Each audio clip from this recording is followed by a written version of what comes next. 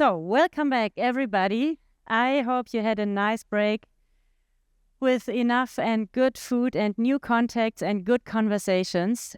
We now move on to the next no less relevant topic. It's efficient use of water and the question, what technological options do we have? And in fact, the topic couldn't be more current. Until shortly before Easter, farmers in many regions in Germany already feared a new spring drought. I mean, at least in my region, it rained then, but some scientists even already warned of a new mega drought in Eastern Europe. So it's really important that we are sitting here together now and speak about that. However, the majority of German farmers do not have irrigation techniques on their fields unless they grow kind of high-value crops such as fruits, vegetables, sugar, beets, or potatoes. And this leads me to our next speaker who has already joined me on stage, Jacob van den Borne, or as I learned in Dutch, Jacob van den Borne. I know it's wrong, you have to say it yourself maybe. Is an arable farmer in the south of the Netherlands. One can describe him as a forerunner in precision farming, and he's convinced that with the help of technology, farmers can minimize their environmental impact and also, for example, reduce water consumption on the field. Welcome, Jacob. The stage is yours and see the presentation. Thank you.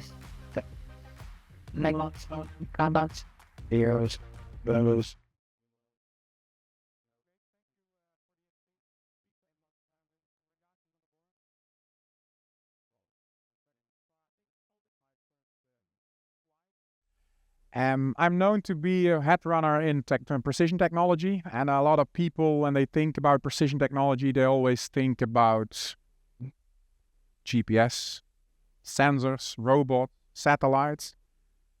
And then I come with this first slide, my dirty hands holding my potatoes. Because precision farming, in fact, is not the technology that it's known for, but it's actually how can I use that technology to do my job, to work with the soil and work with my crop.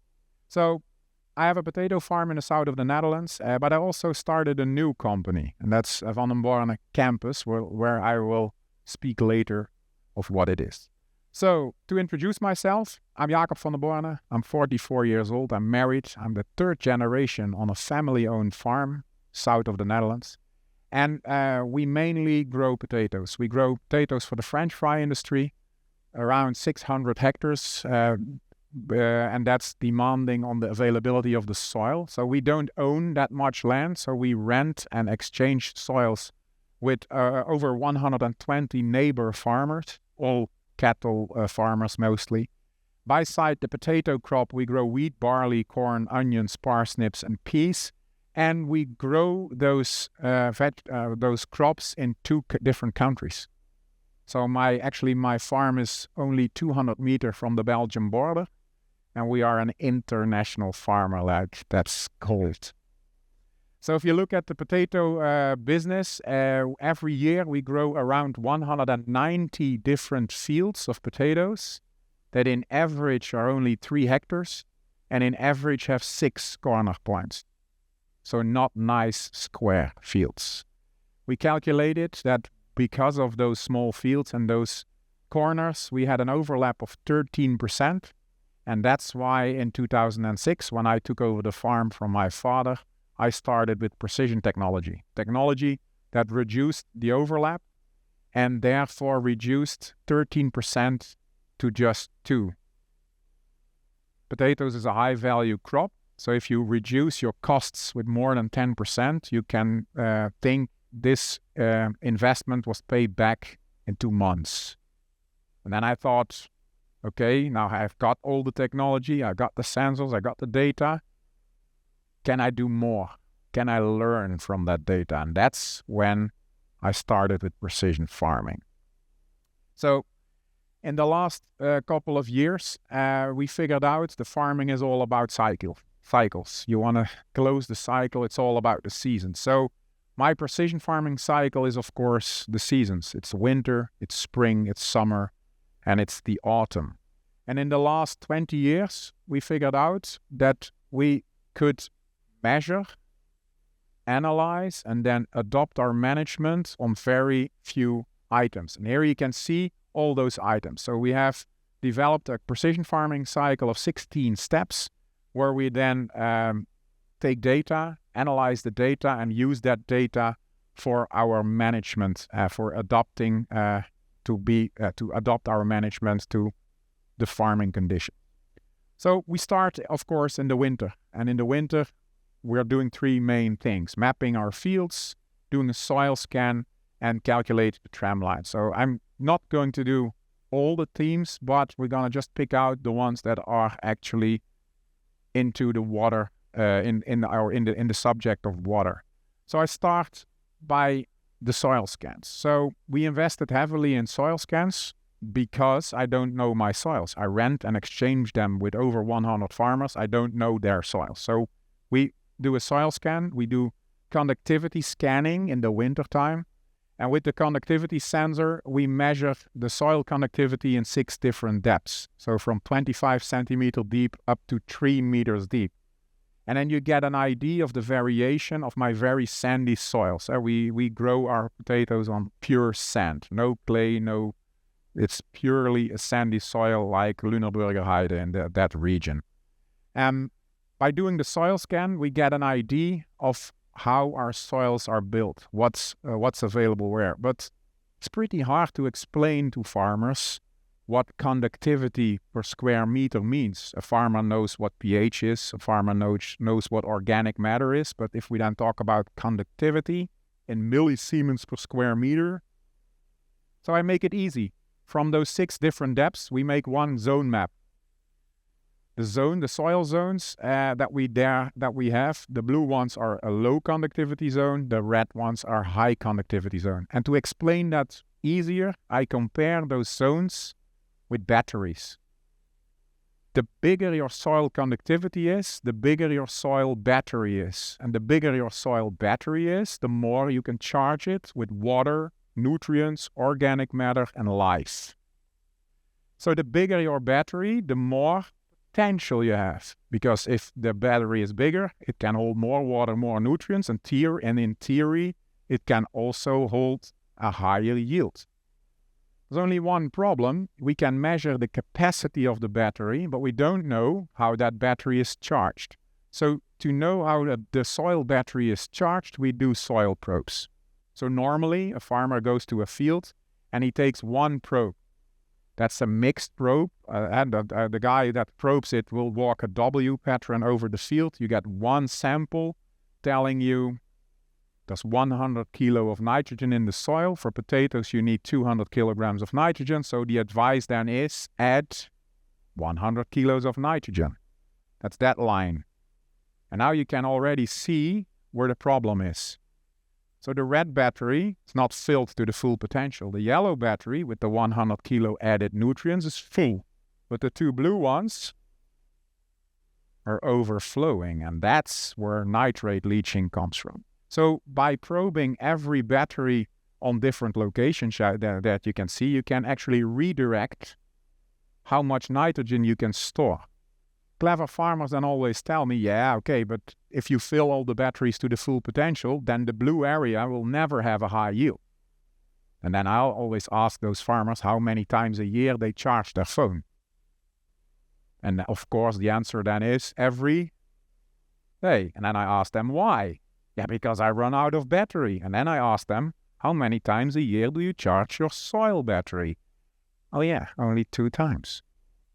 So the idea of this is, of course, on the right moment, in the right spot, in the right amount. You can grow high yields on small batteries. You only need to recharge them more frequently, less. Good. The next step is, of course, the summer. We do a lot in the summer. But the main thing we, of course, do in the summer is looking at our crops. And my grandfather, he only had 7 hectares, he walked his crops every single day. I need to do that. I think I would be a bit more athletic. So I can't. So what we do, we actually mount sensors on all the tractors, and everything we do in our crop is measured for biomass and chlorophyll. This data is going into our portal and shows us the maps on field level. Then we know in the last 20 years what we want. Every growing day has a specific biomass and a specific chlorophyll. So we actually compare that to my model line, and then I get an alarm. Those fields are not matching or the biomass or the chlorophyll. And at that point, I'm going to collect more information. And for me, that more information is satellite information.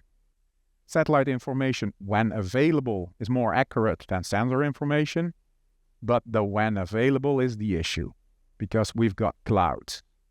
And good growing conditions are usually clouded conditions. So when my sensor set tells me something's going on and there is no satellite data available, then we're going to start my new hobby, flying drones. But only then.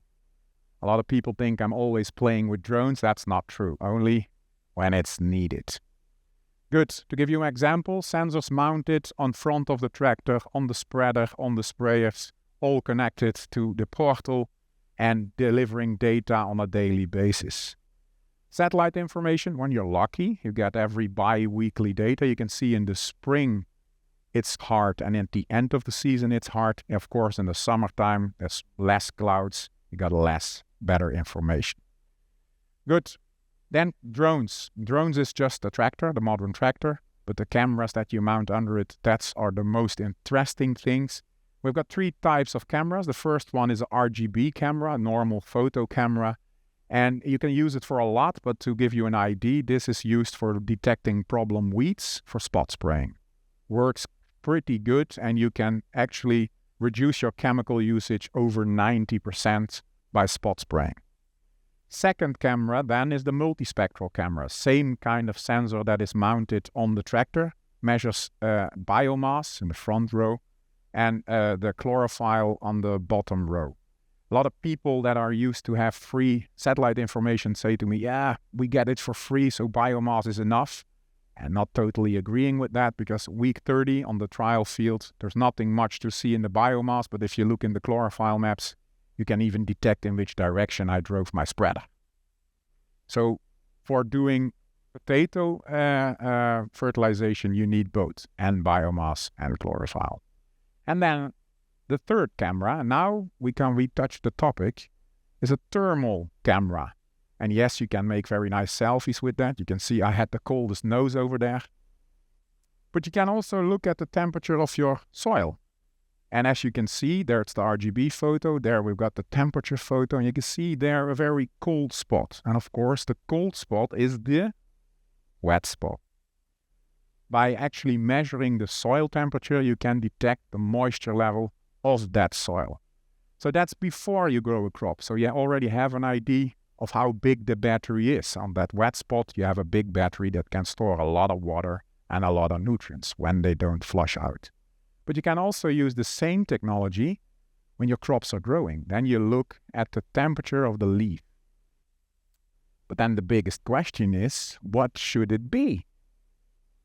Here you got a field on the bottom part. When I measured it, it was outside, was at 12 degrees, end of August.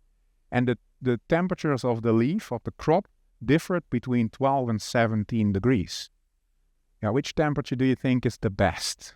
Warm or cold? Hans? Who is for warm? So the rest all think cold is better. Or nobody dares to put their hands on. Now, a plant always tries to have the same temperature as the outside air, because if it's higher or colder, it loses energy.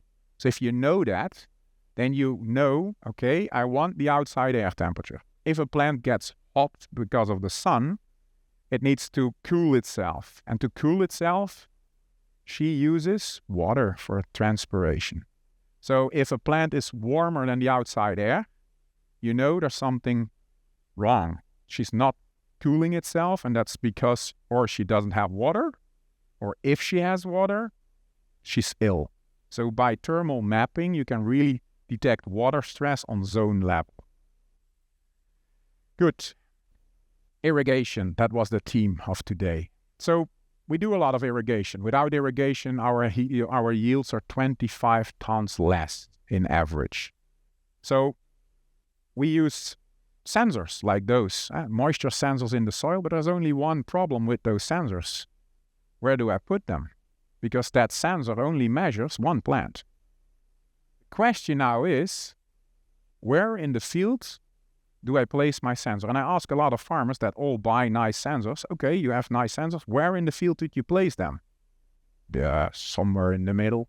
I throw away my stake, and where it lands, there I put the sensor, something like that. It's not really the way to do it. So we use the soil scan to determine the most common spot on the field, and that's where we place the sensor. Why the most common spot? Because I can irrigate not everything. So I want to put my irrigation to full use, and therefore I take the data set of that field that's the most available. So we place the sensor on the most available spot, and then we're going to look at graphs, because that sensor, in this case a TerraSense sensor, measures the moisture by measuring the conductivity in 5 different depths: 10 centimeter, 20 centimeter, 30, 40, and 50. That shows you a graph of where your water is going. So if you can see a line that goes like a staircase, it's actually good, because then you can see a plant starts to drink at 10 o'clock in the morning and it ends to drink at 10 o'clock in the evening. You can count on that. If it doesn't do that, it's out of water. So that's as easy as a sensor works. So if you know how much water is available in which rootable zone, then you can also automate the irrigation itself. And we use Raindancer for that. Raindancer is a portal, a GPS system that you can build on any existing irrigation machine that shows you where the machine is, how it's running, but also, if you know how to do it, what was applied.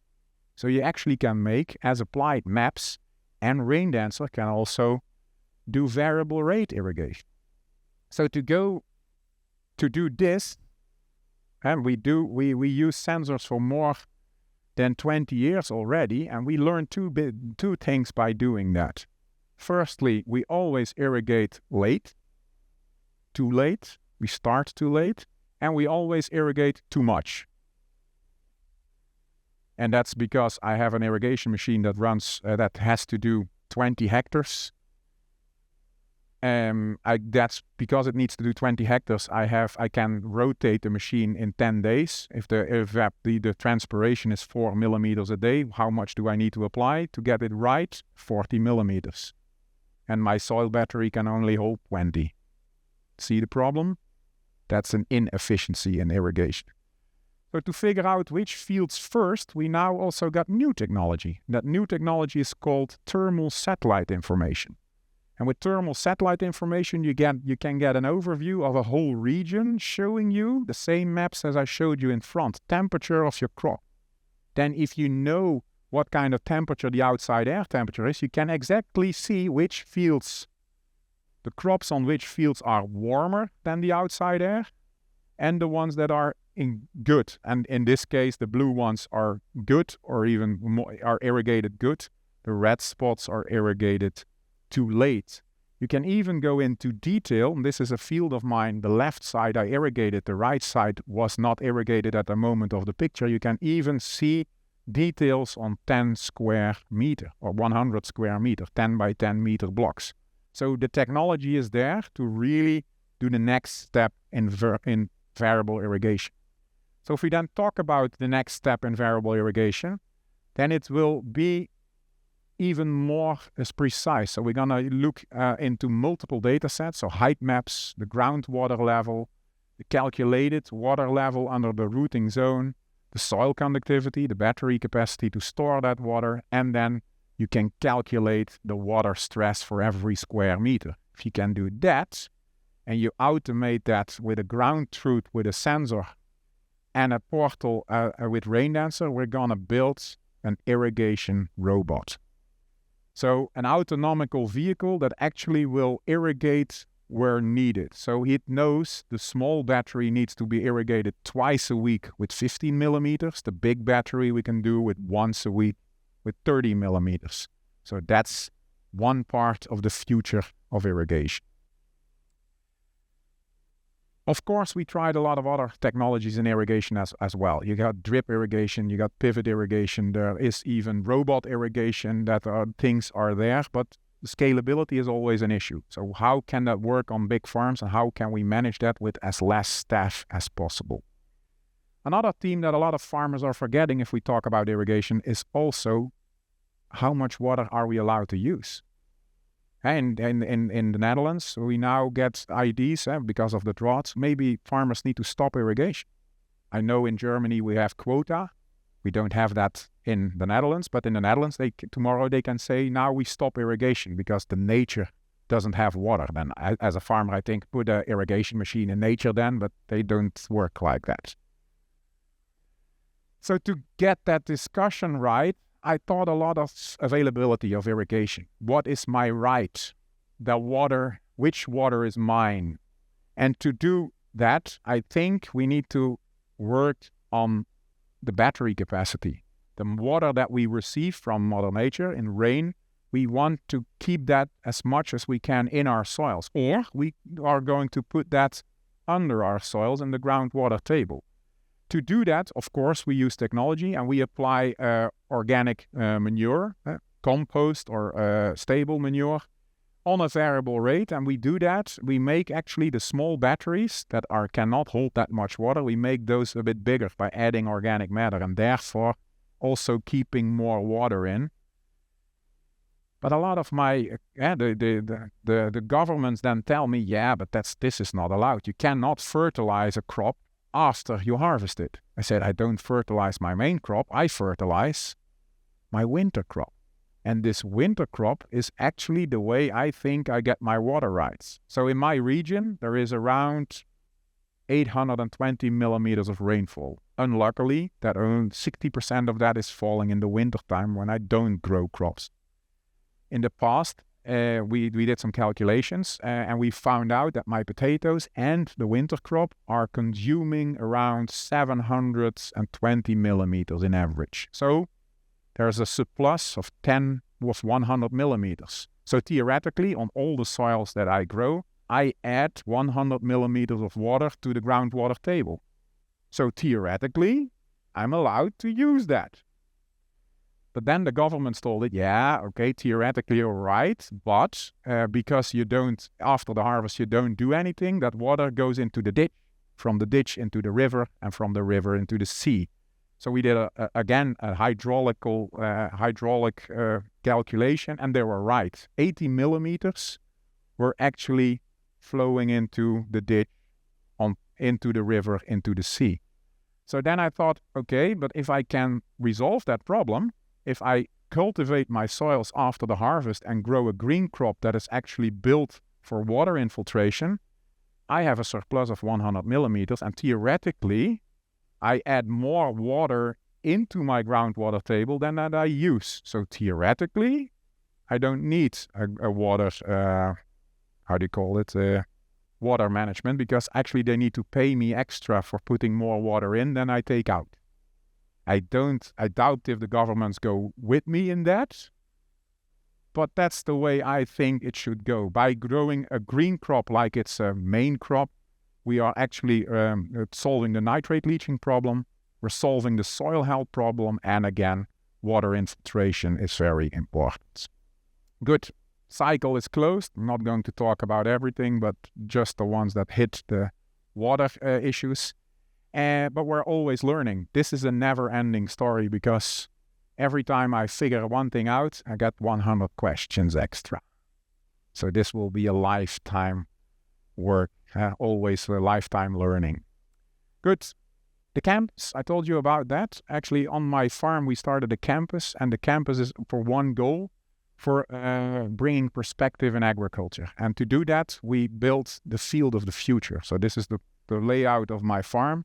And in the field of the future, we actually built one big field with 3 rotations, future rotations, where we can show everybody what real farming looks like, but also it's one place where you can see everything from regenerative farming to farming like we do it now, to farming how it's done in 50 years, all autonomous, all on plant level accuracy. But also we have a site where we do agroforestry. We do a site with bamboo, with CO2 carbon catching, with all the terms that you heard of agriculture will be there, but on one location, all figured out with data. Main goal again is to figure out new perspective in agriculture, but also to boost new startups. So if you got a new sensor or a new machine, where are you going to test it? Who has data to show if your sensor is good enough? I have. So we don't work alone. We work with everybody in the sector, of course, the main governments, but all suppliers of technology. I'd like to thank you for my presentation. If you want to follow me, this is how you can contact me, and you can even join the Academy for free if you want to scan that code. So if there are any questions, please do.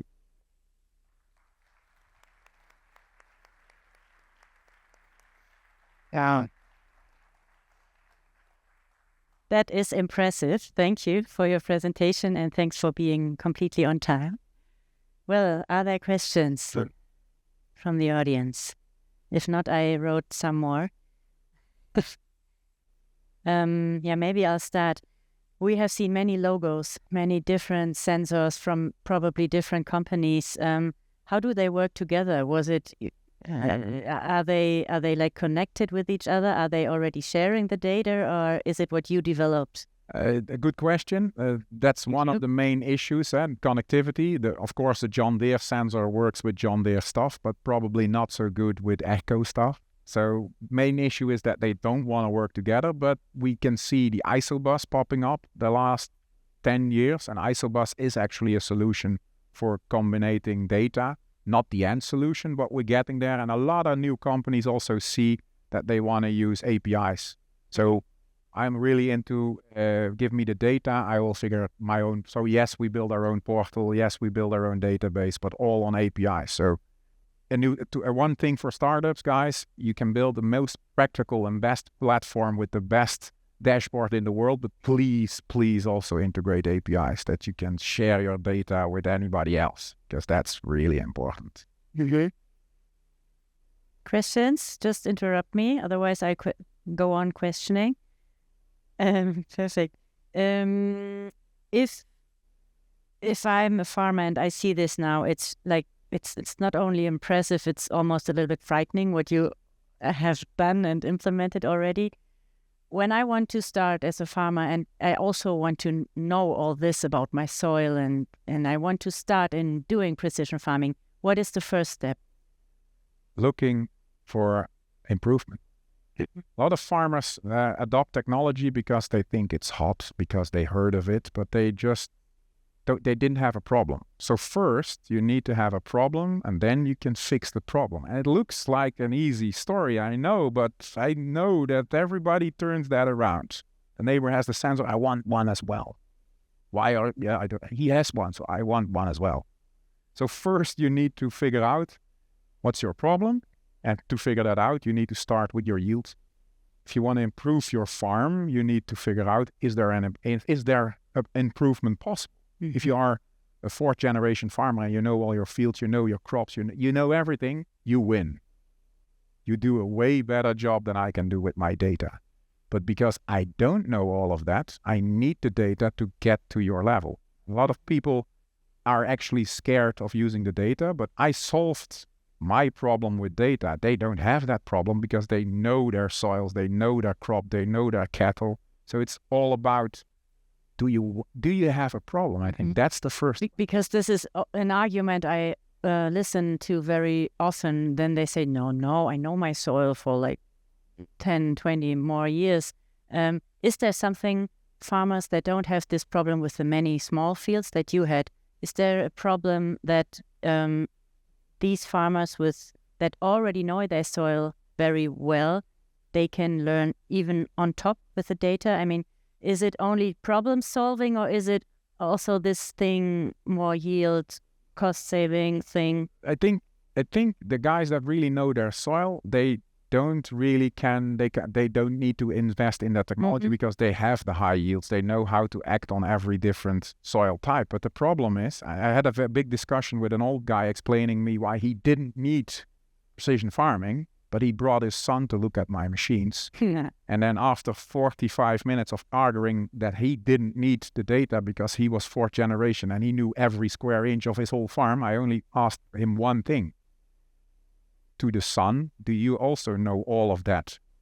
And then the old guy was quiet for 5 minutes and he told me, maybe I need that to transfer what I know into my son. So I think also to actually transfer the data. Egypt had, the Incas had a better agriculture system than we had. The Egypts built pyramids with accuracy that we cannot do. There is a lot of knowledge lost because we didn't have the way to transfer it to the next generation, and that's what precision farming can do. Crazy. Oh yeah, now the hands are coming. Do we have a microphone, by the way? There in the third last row, please.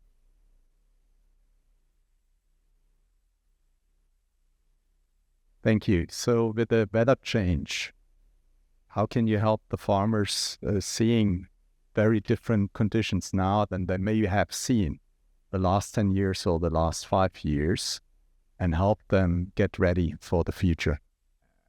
I think the weather change is nothing that we experience now. It was always experienced. So 100 years ago, they also had a climate shift. We're now only going from wet to drier, and they went from dry to wetter. So it's a discussion, but I think the way of farming to collect the data will show you again what kind of practices work on your soil in your region. So if you are used to having high yields because you have a lot of rain, but now the rain's going away, you need to shift your rotation. You have to shift your crops. You can try to irrigate everything, but if you don't have the rainfall for growing potatoes, maybe it's not fair to grow them there then.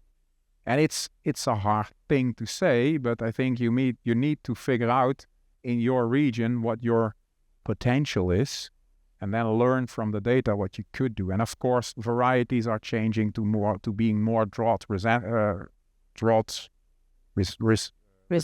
resistant, and we have got other solutions for that as well. But the main thing is start measuring and start doing trials, because precision farming without a testing field is not a precision farming. You need to figure out, you need to recalibrate every management decision that you made, you need to test out. So if you do this there, you also need to do the opposite to figure out, did it work and how did it work? So yes, the technology can help us to do the weather climate, the weather change. In our case, like I see it, it's more extreme, but we got also more water.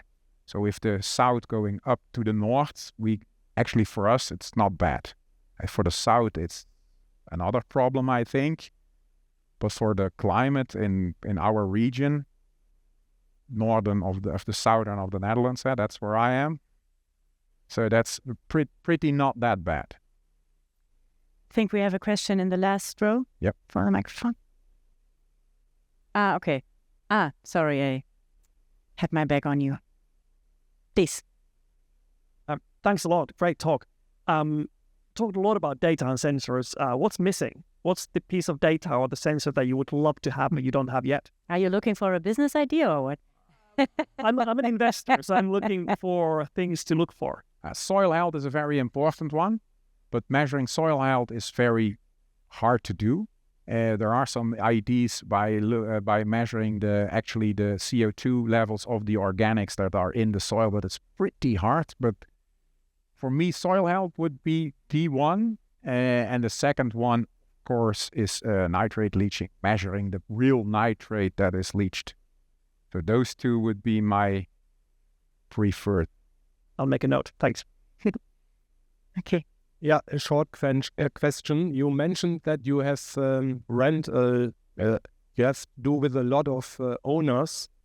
How many years you rent this acres? Oh, Only one? Only 1 year, and that's because my strategy is that I'm the one part of their rotation. So I actually bring potatoes into their rotation. Therefore, they get a crop of theirs, so grass, maize, or wheat at my farm. So that's how my rotation works. So we actually only rent once. So I only return in the same field 1 in 4 years. And what has you to pay for this 1 year? So the renting. So if I exchange, then it's just an exchange. If I rent, the prices go between 1,600 euros up to 3,000 euros a hectare. So pretty expensive. Mm-hmm. One last question maybe, and then we move on because you will later be in the panel discussion again. Yeah, thanks for the excellent speech, Jacob. It's not only that you're passionate about it, but I think you're very well able to communicate it even to people who are not so familiar with the topic. But however, coming to my question, because I'm a banker, do you also calculate how economic your measures are? Because you can put all the sensors, do all this irrigation spot by spot. Do you also calculate, and you are already nodding, what is the cost that you put into it and the extra yield you are getting out of it? So again, irrigation versus non-irrigation in a dry year is 20 tons a hectare difference. So my average yield was when I started, my average ton per yield, it was 43. 10 years later, 2016, it was 52. Now we're back to 46. Government legislation, less nutrients, less water. That's pure government. The government actually drove my yields back. And all the technology that we're using, so section control, actually all the technology that is reducing my overlap, it's easy, 10% less cost is 10% less cost. Sensors like irrigation sensors and stuff like that is hard to calculate, but we saw to implement GPS systems on our irrigation machines, we reduced the water usage with 10%. 10% water usage. Water is not a cost for us. In the Netherlands, you can pump it up as long as if they allow you to pump it up. It's only your machine cost, your fuel cost, and your labor cost. So reducing 10% of your water is also 10% more capacity to irrigate the rest.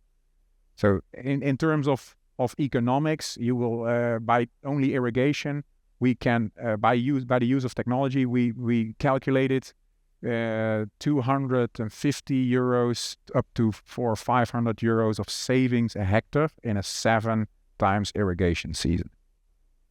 So that technology, and then if you scale it up to my farm, 600 hectares, it's a lot of money. So that technology pays off pretty fast for us. Thank you. Big applause for this inspiration.